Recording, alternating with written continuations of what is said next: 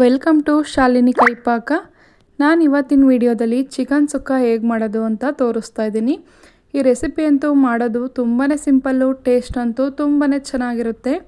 ಚಪಾತಿ, ರೊಟ್ಟಿ, ನೀರು ದೋಸೆ ಜೊತೆ ಬೆಸ್ಟು ಕಾಂಬಿನೇಷನ್.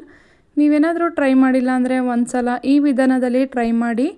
ತುಂಬಾ ಕಡಿಮೆ ಸಮಯದಲ್ಲಿ ತುಂಬ ಕಡಿಮೆ ಇಂಗ್ರೀಡಿಯೆಂಟ್ಸ್ನ ಉಪಯೋಗಿಸ್ಕೊಂಡು ತುಂಬ ಟೇಸ್ಟಿಯಾಗಿ ಮಾಡ್ಬೋದು. ನಾನಿಲ್ಲಿ ನೀರು ದೋಸೆ ಜೊತೆ ಸರ್ವ್ ಮಾಡ್ತಾಯಿದ್ದೀನಿ. ಟೇಸ್ಟ್ ಅಂತೂ ತುಂಬಾ ಚೆನ್ನಾಗಿತ್ತು. ಬನ್ನಿ ಹೇಗೆ ಮಾಡೋದು ಅಂತ ನೋಡೋಣ. ಮೊದಲು ಇಲ್ಲಿ ಒಂದು ಬಾಣಲೆನ ಇಟ್ಕೊಂಡಿದ್ದೀನಿ. ಬಾಣಲೆ ಚೆನ್ನಾಗಿ ಕಾಯ್ದಾದ್ಮೇಲೆ ಒಂದು 2 ಸ್ಪೂನ್ ಆಗೋಷ್ಟು ಎಣ್ಣೆನ ಹಾಕೋಬೇಕು. ಎಣ್ಣೆ ಚೆನ್ನಾಗಿ ಕಾಯ್ದಾದ್ಮೇಲೆ 2 ಸ್ಪೂನ್ ಆಗೋಷ್ಟು ಧನಿಯಾ ಕಾಳನ್ನು ಹಾಕ್ಕೊಳ್ತಾ ಇದ್ದೀನಿ.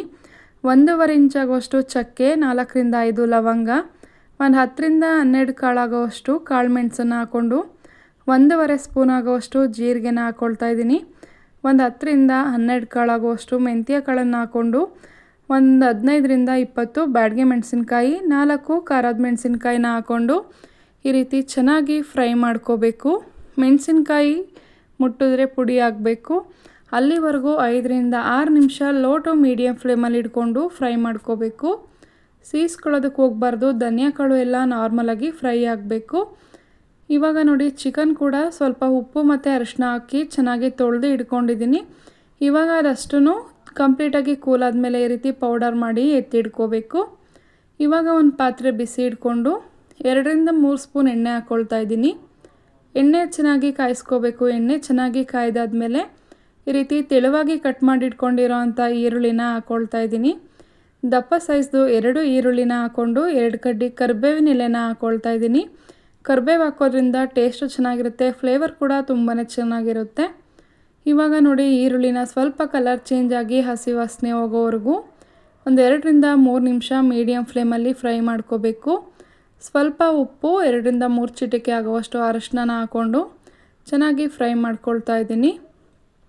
ನೋಡಿ, ಈ ರೀತಿ ಈರುಳ್ಳಿ ಸ್ವಲ್ಪ ಸಾಫ್ಟ್ ಆಗಬೇಕು. ಅಲ್ಲಿವರೆಗೂ 3ರಿಂದ 4 ನಿಮಿಷ ಫ್ರೈ ಮಾಡ್ಕೊಂಡಾದಮೇಲೆ 1 ಸ್ಪೂನ್ ಆಗೋಷ್ಟು ಶುಂಠಿ ಬೆಳ್ಳುಳ್ಳಿ ಪೇಸ್ಟನ್ನು ಹಾಕ್ಕೊಳ್ತಾ ಇದ್ದೀನಿ. ಶುಂಠಿ ಬೆಳ್ಳುಳ್ಳಿ ಪೇಸ್ಟ್ ಬೇಡ ಅಂತಂದರೆ ಜಜ್ಜಿಡ್ಕೊಂಡಿರೋ ಅಂಥ ಶುಂಠಿ ಮತ್ತು ಬೆಳ್ಳುಳ್ಳಿ ಪೇಸ್ಟ್ ಕೂಡ ಹಾಕೋಬೋದು. ಇವಾಗ ಶುಂಠಿ ಬೆಳ್ಳುಳ್ಳಿ ಪೇಸ್ಟನ್ನು ಹಸಿ ವಾಸನೆ ಹೋಗೋವರೆಗೂ ಫ್ರೈ ಮಾಡ್ಕೋಬೇಕು. ನೋಡಿ, ಇವಾಗ ಶುಂಠಿ ಬೆಳ್ಳುಳ್ಳಿ ಪೇಸ್ಟ್ ಹಸಿ ವಾಸನೆ ಹೋಗೋವರೆಗೂ ಚೆನ್ನಾಗಿ ಫ್ರೈ ಆಗಿದೆ. ಇವಾಗ ಕಟ್ ಮಾಡಿ ಚೆನ್ನಾಗಿ ತೊಳೆದಿಟ್ಕೊಂಡಿರೋ ಅಂಥ ಬಾಯ್ಲರ್ ಚಿಕನ್ನ ಹಾಕ್ಕೊಳ್ತಾ ಇದ್ದೀನಿ. ನೀವು ಜಾಸ್ತಿ ಕ್ವಾಂಟಿಟಿಲಿ ಹಾಕ್ಕೊಳ್ಳೋದಾದರೆ ಮಸಾಲಾನ ಜಾಸ್ತಿ ಕ್ವಾಂಟಿಟಿಲಿ ಹುರ್ಕೊಳ್ಳಿ. ಇವಾಗ ನೋಡಿ, ಚಿಕನ್ ಹಾಕ್ಕೊಂಡು ಚೆನ್ನಾಗಿ ಮಿಕ್ಸ್ ಮಾಡ್ಕೋಬೇಕು. ಚಿಕನ್ ಹಸಿ ವಾಸನೆ ಹೋಗೋವರೆಗೂ ಚೆನ್ನಾಗಿ ಫ್ರೈ ಮಾಡ್ಕೋಬೇಕು. ನೋಡಿ, ಇಲ್ಲಿ ಲಿಡ್ ಕ್ಲೋಸ್ ಮಾಡಿ ಫ್ರೈ ಮಾಡ್ಕೊಳ್ತಾ ಇದ್ದೀನಿ. ಈ ರೀತಿ ಸುತ್ತ ನೀರು ಬಿಡಬೇಕು. ಆವಾಗಲೇ ಚಿಕನ್ ಹಸಿ ವಾಸನೆ ಹೋಗಿ ಕಂಪ್ಲೀಟಾಗಿ ಹಸಿ ಸ್ಮೆಲ್ಲೆಲ್ಲ ಹೋಗಿ ಚೆನ್ನಾಗಿ ಫ್ರೈ ಆಗಿರುತ್ತೆ. ಮಿನಿಮಮ್ ಅಂದ್ರೂ 7ರಿಂದ 8 ನಿಮಿಷ ಈ ರೀತಿ ಮಧ್ಯ ಮಧ್ಯ ಮುಚ್ಚಳ ಮುಚ್ಚಿ ಮಧ್ಯ ಮಧ್ಯ ತಿರುಗಿಸ್ಕೊಂಡು 7ರಿಂದ 8 ನಿಮಿಷ ಬೇಯಿಸ್ಕೋಬೇಕು. ಟೇಸ್ಟು ಕೂಡ ತುಂಬಾ ಚೆನ್ನಾಗಿರುತ್ತೆ ಈ ರೀತಿ ಬೇಯಿಸ್ಕೊಳ್ಳೋದ್ರಿಂದ. ಇವಾಗ ಒಂದು 60 to 70% ಬೆಂದಿದೆ ಅಂತ ಅಂದಾಗ ಮೊದಲೇ ಹುರಿದು ಪುಡಿ ಮಾಡಿಟ್ಕೊಂಡಿದ್ವಲ್ಲ, ಆ ಪೌಡರ್ನ ಹಾಕ್ಕೊಳ್ತಾ ಇದ್ದೀನಿ. ಪೌಡರ್ ಹಾಕ್ಕೊಂಡು ಚೆನ್ನಾಗಿ ಮಿಕ್ಸ್ ಮಾಡ್ಕೋಬೇಕು. ನೋಡಿ, ಈ ರೀತಿ ಮಿಕ್ಸ್ ಮಾಡ್ಕೊಂಡಾದಮೇಲೆ 1 ಲೋಟ ನೀರನ್ನು ಹಾಕ್ಕೊಳ್ತಾ ಇದ್ದೀನಿ. ತಳ ಹಿಡಿದ್ಬಿಡುತ್ತೆ. ಲೋ ಟು ಮೀಡಿಯಮ್ ಫ್ಲೇಮಲ್ಲಿ ಇಟ್ಕೊಂಡು ಫ್ರೈ ಮಾಡ್ಕೋಬೇಕು. 1 ಲೋಟ ನೀರನ್ನು ಹಾಕ್ಕೊಂಡು ಈ ರೀತಿ ಚೆನ್ನಾಗಿ ಮಿಕ್ಸ್ ಮಾಡ್ಕೋಬೇಕು. ಚಿಕನ್ ಜೊತೆ ಈ ರೀತಿ ಮಸಾಲ ಎಲ್ಲ ಬೆರೆಯೋ ರೀತಿ ಚೆನ್ನಾಗಿ ಮಿಕ್ಸ್ ಮಾಡ್ಕೋಬೇಕು. ನೋಡಿ, ಇವಾಗ ಚೆನ್ನಾಗಿ ಮಿಕ್ಸ್ ಮಾಡ್ಕೊಂಡಿದ್ದಾಗಿದೆ. ರುಚಿ ನೋಡಿಕೊಂಡು ಬೇಕು ಅಂತ ಅನಿಸಿದ್ರೆ ಸ್ವಲ್ಪ ಉಪ್ಪನ್ನು ಹಾಕ್ಕೋಬೇಕು. ನನಗೆ ಸ್ವಲ್ಪ ಉಪ್ಪು ಬೇಕು ಅನ್ನಿಸ್ತು, ಹಾಗಾಗಿ ಉಪ್ಪನ್ನು ಹಾಕ್ಕೊಂಡು ಚೆನ್ನಾಗಿ ಒಂದು ಸಲ ಮಿಕ್ಸ್ ಮಾಡಿ ಮತ್ತೆ ಲಿಡ್ಡನ್ನು ಕ್ಲೋಸ್ ಮಾಡಿಕೊಂಡು ಬೇಯಿಸ್ಕೊಳ್ತಾ ಇದ್ದೀನಿ. ನೋಡಿ, ಈ ರೀತಿ ನೀರು ಹಾಕಿರ್ತೀವಲ್ಲ, ಮಸಾಲ ಸ್ವಲ್ಪ ಗಟ್ಟಿ ಆಗ್ತಾ ಬರುತ್ತೆ. ಮಧ್ಯ ಮಧ್ಯ ಮಿಕ್ಸ್ ಮಾಡಿ ಬೇಯಿಸ್ಕೋಬೇಕು, ಇಲ್ಲಾಂದರೆ ತಳ ಹಿಡಿಯೋ ಚಾನ್ಸಸ್ ಎಲ್ಲ ಇರುತ್ತೆ. ನೋಡಿ, ಇವಾಗ ಚೆನ್ನಾಗಿ ಒಂದು 5ರಿಂದ 6 ನಿಮಿಷ ಬೇಯಿಸ್ಕೋಬೇಕು. ಕಂಪ್ಲೀಟಾಗಿ ಚಿಕನ್ನು ಸಾಫ್ಟಾಗಿ ಬೇಯೋವರೆಗೂ ಬೇಯಿಸ್ಕೊಂಡು ಈ ರೀತಿ ಸ್ವಲ್ಪ ಗ್ರೇವಿ ಕನ್ಸಿಸ್ಟೆನ್ಸಿ ಇದ್ದಾಗ 1 ಕಪ್ ಆಗೋಷ್ಟು ಹಸಿ ತೆಂಗಿನಕಾಯಿ ತುರಿನ ಹಾಕ್ಕೊಳ್ತಾ ಇದ್ದೀನಿ. ನೀವು ತೆಂಗಿನಕಾಯಿ ತುರಿನ ಲಾಸ್ಟಲ್ಲಿ ಕೂಡ ಹಾಕೋಬೋದು, ಇವಾಗಲೂ ಕೂಡ ಹಾಕೋಬೋದು. ಟೇಸ್ಟ್ ಅಂತೂ ತುಂಬಾ ಚೆನ್ನಾಗಿರುತ್ತೆ. ಚಿಕನ್ ಸುಕ್ಕಾಗೆ ತೆಂಗಿನಕಾಯಿ ಮೇಯ್ನ್ ಇಂಗ್ರೀಡಿಯೆಂಟ್ಸು. ತೆಂಗಿನಕಾಯಿನ ಮಿಸ್ ಮಾಡ್ದಂಗೆ ಹಾಕ್ಕೊಂಡು ಚೆನ್ನಾಗಿ ಈ ರೀತಿ ಬೇಯಿಸ್ಕೊಳ್ಳಿ. ನೋಡಿ, ಮತ್ತೆ ಲಿಡ್ ಕ್ಲೋಸ್ ಮಾಡಿ ಒಂದು 3 ನಿಮಿಷ ಬೇಯಿಸಿ ತೋರಿಸ್ತಾ ಇದ್ದೀನಿ.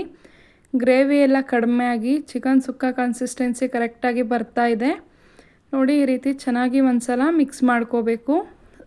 ಸ್ಟವ್ ಆಫ್ ಮಾಡಿ ತಣ್ಣಗಾದ್ಮೇಲೆ ಗ್ರೇವಿ ಎಲ್ಲ ಸ್ವಲ್ಪ ಗಟ್ಟಿಯಾಗಿರುತ್ತೆ, ಕನ್ಸಿಸ್ಟೆನ್ಸಿ ಕೂಡ ಕರೆಕ್ಟಾಗಿರುತ್ತೆ. ಇವಾಗ ನೋಡಿ ಸ್ಟವ್ ಆಫ್ ಮಾಡ್ಕೊಂಡಿದ್ದೀನಿ. ಚೆನ್ನಾಗಿ ಒಂದ್ಸಲ ಮಿಕ್ಸ್ ಮಾಡ್ಕೊಂಡಾದ್ಮೇಲೆ ಈ ರೀತಿ ಸ್ವಲ್ಪ ಕೊತ್ತಂಬರಿ ಸೊಪ್ಪು, ಅರ್ಧ ಹೋಳಷ್ಟು ನಿಂಬೆಹಣ್ಣಿನ ರಸನ ಹಾಕ್ಕೊಂಡ್ರೆ ಆಯಿತು. ತುಂಬಾ ಟೇಸ್ಟಿಯಾಗಿರೋಂಥ ಚಿಕನ್ ಸುಕ್ಕ ಮನೇಲೇ ರೆಡಿ ಆಗುತ್ತೆ. ತುಂಬ ಈಸಿಯಾಗಿ ಈ ರೀತಿ ಕಡಿಮೆ ಇಂಗ್ರೀಡಿಯೆಂಟ್ಸಲ್ಲಿ ಮಾಡ್ಕೋಬೋದು. ನಾರ್ಮಲಾಗಿ ಚಿಕನ್ ಗ್ರೇವಿ ಅಥವಾ ಚಿಕನ್ ಫ್ರೈ ಮಾಡ್ತಿರ್ತೀವಿ, ಈ ರೆಸಿಪಿನ ಒಂದ್ಸಲ ಟ್ರೈ ಮಾಡಿ, ತುಂಬಾ ಟೇಸ್ಟಿಯಾಗಿ ಇರುತ್ತೆ ನೋಡಿ. ಇವಾಗ ಪ್ಲೇಟ್ಗೆ ಸರ್ವ್ ಮಾಡಿ ತೋರಿಸ್ತಾ ಇದ್ದೀನಿ. ಈ ಚಿಕನ್ ಸುಕ್ಕ ಅಂತೂ ಬೆಸ್ಟ್ ಕಾಂಬಿನೇಷನ್ ಆಗಿ ನೀರು ದೋಸೆ ಜೊತೆ ತುಂಬಾ ಚೆನ್ನಾಗಿ ಹೊಂದ್ಕೊಳ್ಳುತ್ತೆ. ನೀವು ಟ್ರೈ ಮಾಡಿ. ದಯವಿಟ್ಟು ನನ್ನ ಚಾನಲ್ನ ಸಬ್ಸ್ಕ್ರೈಬ್ ಮಾಡಿಕೊಂಡು ಸಪೋರ್ಟ್ ಮಾಡಿ. Thank you all.